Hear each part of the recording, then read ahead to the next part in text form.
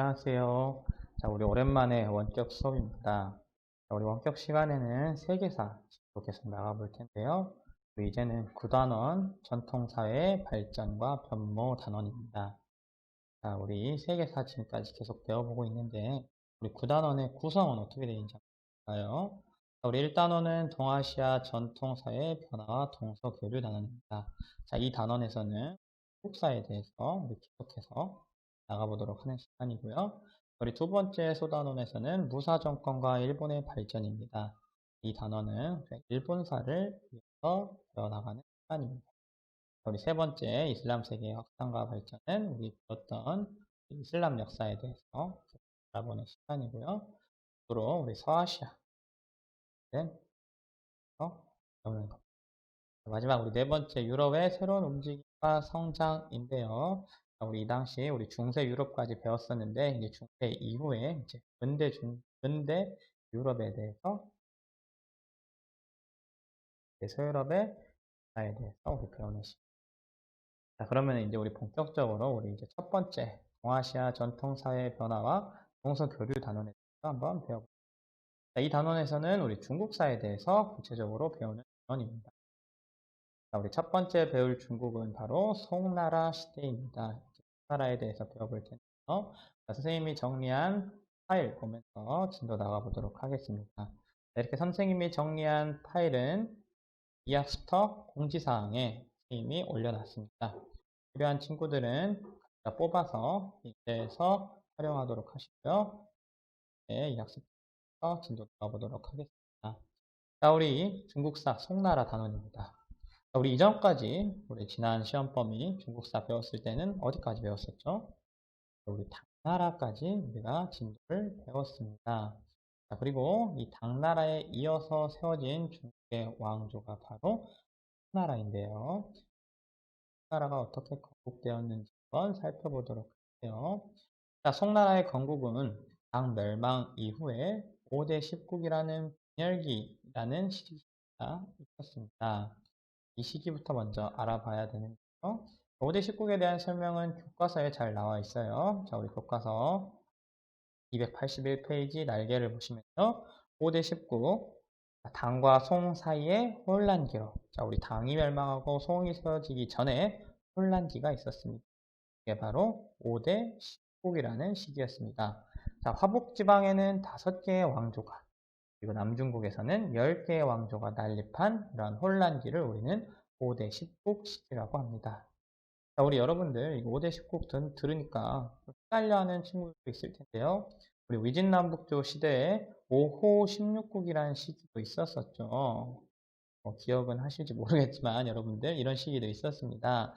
조금 여러분들 헷갈리는 친구도 있을 것 같은데 시기 구분을 명확히 하셔야 됩니다. 5호 16국 시기는 남북조 시대 화북지방에 분열된 시기를 5호 16국이라 했었고요. 우리 5대 10국은 당나라 말기 송나라까지 이어지는 시기에 중국 전체가 혼란한 시기가 바로 5대 10국 시기입니다. 이러한 5대 10국 시기의 분열을 통일한 왕이 있었는데 그게 바로 조광윤이란 사람이었었고요. 이 조광윤이란 사람이 송나라를 건국하면서 이제 중국을 통일하게 됩니다. 자, 우리 송을 건국한 최초의 왕이기 때문에 우리 당시 태조라는 시호가 붙었고요. 그럼 이제 우리 송태조가 송나라에서 어떤 구체적인 정책을 실시했는지 한번 살펴보도록 할게요. 자, 송태조의 정책은 우리가 한마디로 정리하면 문치주의 정책이다라고 정리를 합니다. 구체적인 용어이기 때문에 여러분들이 이런 용어는 꼭 알아두시면 좋을 것 같네요. 송태조는 문치주의 정책을 실시합니다. 자, 문치주의란 뭐냐? 우리 당시 관리들 중에서 직접 나가서 싸우는 무관이 있었다면 글로 쓰고 내부 행정을 담당했었던 문관이라는 직책이 있었습니다. 자, 이러한 두 개의 관직들 중에서 무관보다 문관을 우대했던 정책이 바로 문치주의 정책입니다. 자, 이 송태조가 문관들을 우대했었던 이유가 있었는데요. 우리 지난 중간고사 범위였었던 당나라 시기를 다시 돌이켜보면요. 당나라 말기에 당나라가 힘이 빠지고 쇠퇴했던 이유가 바로 각 지방에 있었던 별도사들이 난립하면서 당나라의 권력이 약해졌다고 했습니다. 이런 절도사 세력들이 바로 무관 세력들이었어요. 무관 세력들이 권력이 세다 보니까 그 강했던 당나라가 힘이 빠지고 쇠퇴했던 거였어요. 자, 그걸 봤고, 심지어 자신조차도, 우리 송을 세웠던 조광윤 자신조차도 절도사 출신이었습니다. 그래서 자신이 왕이 되고 나서 이 절도사 세력들이 또 언제 또 반란을 일으켜서 자신처럼 새로운 왕조를 세울지 모른다. 그러한 부담감, 위협감이 있었기 때문에 송태조는 즉위하자마자 무관을 오히려 더 압박하고 공관을 중시하는 그러한 시주의 정책을 실시하게 됩니다. 이렇게 문관을 우대하는 정책으로서 우리 과거제도 정비해서 우리 더 뛰어난 관리들을 뽑으려고 했었는데요. 자, 과거제의 공정성을 더 높이고 최종 시험을 황제가 직접 시행하면서 과거제를 통해서 뽑힌 관리들은 황제가 뽑은 관리다 라고 해서 우리 황제권이 자연스럽게 강화되는 과정도 이렇게 송태조가 실시한 문치주의 정책의 결과 우리가 말했듯이 황제권이 강화되게 되고요. 사대부라는 새로운 지배층이 등장하게 됩니다.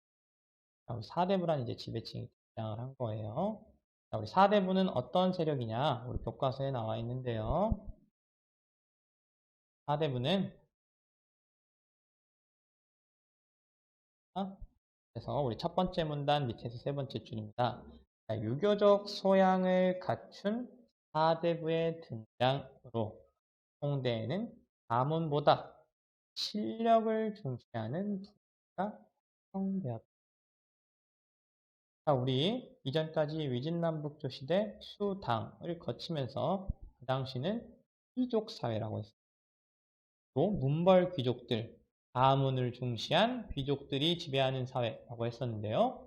우리 송대에는 강화된 과거제를 통해서 가문보다는 실력을 중시한 즉 유교적 소양을 매우 갖춘 과거의 내용이 유교적 내용을 묻는 내용이기 때문에 과거에 합격한 인물들은 유교에 뛰어난 소양을 갖춘 인물들이었겠죠. 자, 그래서 우리 사대부라는 새로운 지배층은 과거를 합격해서 유교적 소양을 갖춘 실력 있는 인물들이라고 할 수 있습니다. 그래서 사대부라는 인물들이 새로운 지배층으로 등장하게 됩니다. 자, 그런데 이제 우리 송태조의 문치주의 정책의 결과 가장 큰 단점은 우리 무관을 천시했다 보니까 자연스럽게 군사력이 약화되게 됩니다. 그래서 우리 북방민족이 매우 잦게 침입을 해와요. 그래서 이 북방민족 하나도 막을 여력이 못 돼서 당시 북방민족들과 사이를 맺게 됩니다.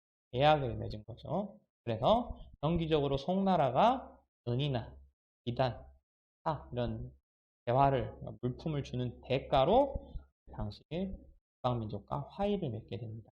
이렇게 계속 군사적으로 막을 힘이 없었기 때문에 이렇게 물건들로 즉 돈으로 북방민족을 막아내고 있었던 상황이었었는데요. 그래서 우리 송의 재정이 악화되는 상황이 발생하게 됩니다. 그래서 우리 송나라의 문제점은 크게 두 가지였습니다. 군사력이 너무 약했다. 약화된 군사력으로 인해서 재정도 약화되었다. 이렇게 송나라가 이렇게 약화된 이 두 가지를 해결하기 위해서 해결사가 한 명 등장하게 되는데요. 그게 바로 왕한석이라는 인물이었습니다. 왕한석이 송나라를 개혁하게 됩니다. 목적은 부국 강병이었습니다. 우리 부국 강병이라 하면은 나라를 부유하게 하고 병사들을 강하게 만드는 즉 국가를 결국 강하게 만들었던 그런 목적을 가지고 있었는데요. 우리 지금 송나라가 가지고 있었던 두 가지의 문제점. 군사력이 약화됐기 때문에 군사력을 강화시킨다. 재정이 악화되었기 때문에 재정을 확보한다. 이 두 가지를 해결하기 위해서 개혁을 실시한 것입니다. 자, 개혁의 내용을 살펴보면요. 이렇게 재정을 확보하고 군사력을 강화시키기 위해서는 위에서부터 개혁보다는 우리 아래 일반 민중들을 보호하는 정책을 시행하겠다고 느꼈었던 거예요. 그래서 왕한석은 중소농민과 상인들을 보호하는 정책을 실시하게 됩니다. 자, 우리 교과서 밑에 281페이지 사건 더 알아보기에 왕한석의 개혁이 나와 있는데요. 한번 함께 읽어볼게요. 왕한석은 11세기 후반 정권을 잡고 대개혁을 단행하였다. 개혁의 목표는 대지주, 대상인의 횡포로부터 중소농민과 중소상인 등을 보호하고 국가의 재정을 튼튼히 하는 데 있습니다. 그러나 왕안석의 개혁은 보수파의 반대로 부딪혔고 왕안석의 독선적 성격도 비판의 대상이 되었다.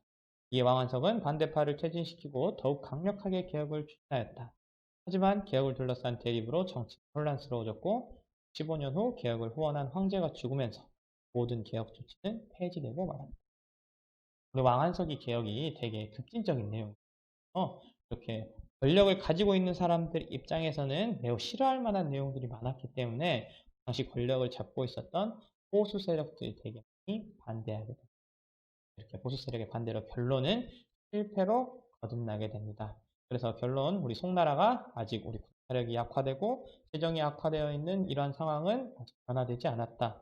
자, 이러한 상황 속에서 우리 여진족이라는 민족이 국가를 세워서 송나라를 침입해 오게 되는데요. 우리 남송시대에 대해서 입니다. 우리 당시 북방민족 중 하나였던 여진족이 민족들을 하나로 모으고 통일을 해서 송나라를 침입해 오게 됩니다. 자, 그런데 이 여진족 하나도 막지 못할 우리 군사력을 가지고 있었던 송나라는 수도인 변경, 현재 카이펑을 빼앗겨서 북쪽의 영토를 여진족에 내어주는 상황까지 발생하게 됩니다. 그래서 송나라의 남은 사람들은 남쪽으로 내려가서 수도를 임안으로 정해서 남쪽의 송나라인 남송을 세우게 되는데요. 그래서 이 시대를 남송시대라고 부릅니다. 송나라가 북쪽의 수도를 가지고 있다가 여진족에 쫓겨 내려가서 남쪽의 수도를 세우고 남쪽으로 내려가서 송나라를 유지했었던 시대. 이게 바로 남송시대입니다. 하지만 우리 남송시대에는 그래도 어느 정도 나라가 명맥은 유지하고 있었어요. 오랜 기간 남송을 유지하면서 나라의 명맥을 유지해나가고 있습니다. 자, 그런데 이제 한 100여 년 정도 뒤에 우리 몽골이라는 민족이 또 부족을 통합하면서 위에 있던 여진족도 멸망시키고 그다음에 남송도 멸망시키면서 몽골에 의해서 이제 남송은 남송 시대까지 한번 살펴보았었는데요. 자, 우리 지금까지 우리 송나라의 정치는 어땠냐에 대해서 한번 살펴보았어요. 자, 그러면 이제 그 다음으로는 우리 송나라의 경제와 문화는 어땠는지 한번 살펴보도록 하겠습니다. 자, 송의 경제와 서민 문화입니다. 자, 송나라는 이제 강남 지역을 개발하고 농업이 발전하였습니다. 자, 강남 지역을 개발한 이유, 당시 송나라가 남송 시대에 남쪽으로 쫓겨 내려갔었기 때문에 원래 화북지방이 중심이었던 중국 송나라가 이제는 수도가 강남에 있었기 때문에 이 강남 지역을 개발하게 됩니다. 여러분, 강남 하면은 어딘지 좀 모를 수도 있는데 가설을 보면 우리 송나라의 영토가 이만큼 있었습니다. 이게 원래 송나라였는데 수도가 이렇게 변경, 카이펑에 가지고 있었어요. 자, 그런데 우리 여진족이 침입해 오면서 여진족이 금나라를 세우고 침입해 오면서 수도를 변경 카이펑에서 이만인 항저우로 이동을 하게 됩니다. 그러면서 남송시대를 펼쳐지게 되는데요. 우리 당시 강남이라고 하면 지금 이렇게 흐르고 있는 강이 양쯔강입니다. 이 양쯔강 이남을 우리는 남지방이라고. 자, 원래는 수도가 변경일 때에는 이런 지역들이 주로 발전을 하게 되었었는데요. 자, 수도 자체가 우리 양쯔강 이남, 강남지방으로 임안으로 옮겨왔었기 때문에 우리 남송시대에는 이 강남지방이 이제 개발되는 상황이 전개되게 됩니다. 자, 우리 그래서 이제 강남지방이 개발되고 우리 강남지방은 농업이 발전하기에 매우 좋은 기후 조건을 가지고 있어서 농업 생산력이 증대가 되면서 저습지도 개간을 하게 되고요. 모내기를 하고 이모작 등을 하면서 농업 기술이 매우 발달하는 그러한 시기가 시작되게. 우리 모내기 같은 경우가 우리 이모작에 매우 큰 영향을 미친 일이었었는데요. 이모작이라고 하면은 우리 원래는 옛날에는 논이 하나 있다면은 논이나 밭이 있으면은 1년에 딱 한 번 이 땅에서 농사를 지었어요.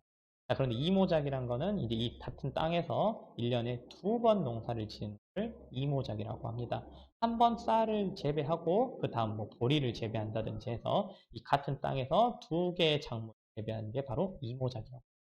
자, 이 이모작이 가능했었던 이유가 바로 모내기였습니다. 지금도 여러분들 시골에 혹시 살아보셨던 분들은 아시겠지만 우리 농사를 지을 때 모내기를 합니다. 우리 땅에다가 심는 게 아니라 판에다가 쌀을 먼저 심어 놓는 거죠. 그래서 이 쌀이 어느 정도 클 때까지 따로 모판이라는 판에다가 따로 심었다가 다음에 어느 정도 크면은 이 땅에 옮겨 심는 게 바로 모내기예요. 그러다 보니까 따로 어떤 나무 판에다가 이 쌀을 심고 있기 때문에 이 땅은 그동안 쉬는 거죠. 아무것도 안 하고 있는 거죠. 이 시간에 우리가 다른 작물을 재배할 수 있었던 그러한 방법이 바로 모내기였습니다. 모내기와 이모작은 밀접한 관련이 있다, 여러분. 고요. 자, 그 다음에 우리 상품 작물도 재배하게 됩니다. 우리 쌀을 생산하는 이유는 먹고 살기 위해서였는데, 이제는 물건을 팔기 위해서 상품 작물을 재배할 정도로 그만큼의 생산력이 늘어났다. 것 알 수 있습니다. 또 팔기 위해서는 차나 목화, 사탕수수 같은 것을 재배했다는 것 여러분들이 알고 있으면 될 것 같습니다.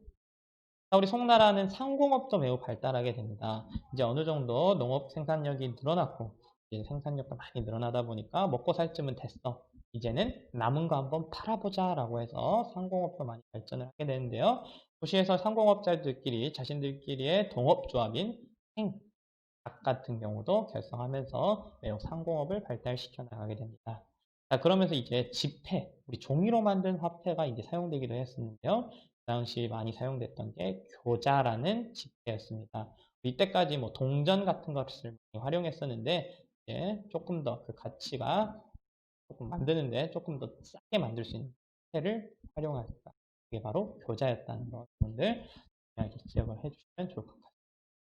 이뿐만 아니라 우리 해상교육도 활발하게 진행되어서요. 국제무역도 많이 발달하게 됩니다. 그래서 당시 항저우나 취안저우에는 국제무역 도시로 성장을 하게 되었는데요.